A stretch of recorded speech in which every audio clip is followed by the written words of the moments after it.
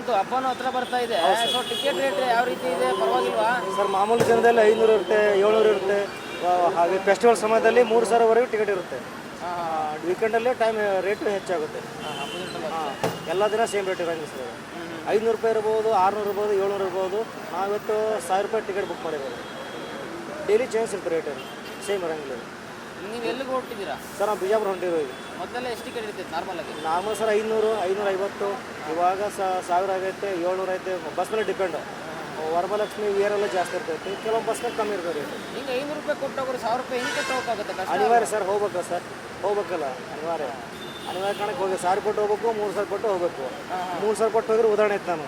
ಓಹೋ, ಅಲ್ಲ ಅನ್ಯಾಯ ಅಲ್ವಾ ಸರ್ ಇದು? ಅನ್ಯಾಯ ಸರ್, ಅನ್ಯಾಯ ಏನು ಮಾಡೋಕ್ಕಾಗಂಗಿಲ್ಲ. ನೋಡಿ RTO ಅಧಿಕಾರಿ ಕಣ್ಮುಚ್ಚಿ ಕೂತ್ಕೊಂಡಿದ್ದಾರೆ, ಸುಲಿಗೆ ಆಗ್ತಾ ಇದೆ ಇಲ್ಲಿ. ಹೌದು ಸರ್, ಏನು ಮಾಡೋಕ್ಕಾಗಂಗಿಲ್ಲ, ಎಲ್ಲರೂ ಕಣ್ಮುಚ್ಚ ಬಿಟ್ಟೋಗ್ಬಿಟ್ಟಾರೆ ಸರ್.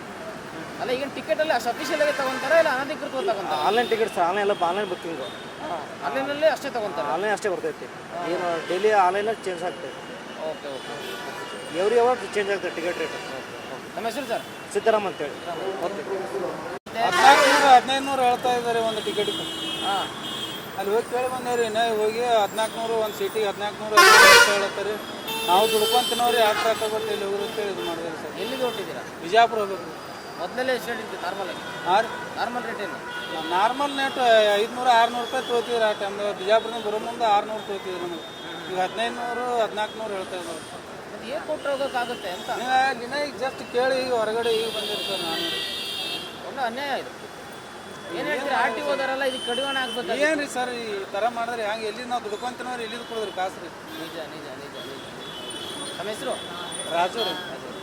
ಕೊಡಬೇಕಾಗ್ತದಲ್ಲ ಅವ್ರಿಗೆ. ಅರ್ಜೆಂಟ್ ನಮಗೆ ಬೇಕಾದ್ರೆ ನಾವು ಈಗ ಮಂಗಳೂರಿಗೆ ಹೋಗುವಾಗ 800, 1000 ರೂಪಾಯಿ, 1200 ರೂಪಾಯಿ ಹೇಳ್ತಾ ಇದ್ದಾರೆ ಟಿಕೆಟಿಗೆ. ಎಂತ ಮಾಡೋದು, ನಾವು ಹೋಗಲೇಬೇಕಾಗ್ತದಲ್ಲ. ಅದಕ್ಕೋಸ್ಕರ ಹೊರಟಿದ್ದೇವೆ ನಾವು ಮಂಗಳೂರಿಗೆ.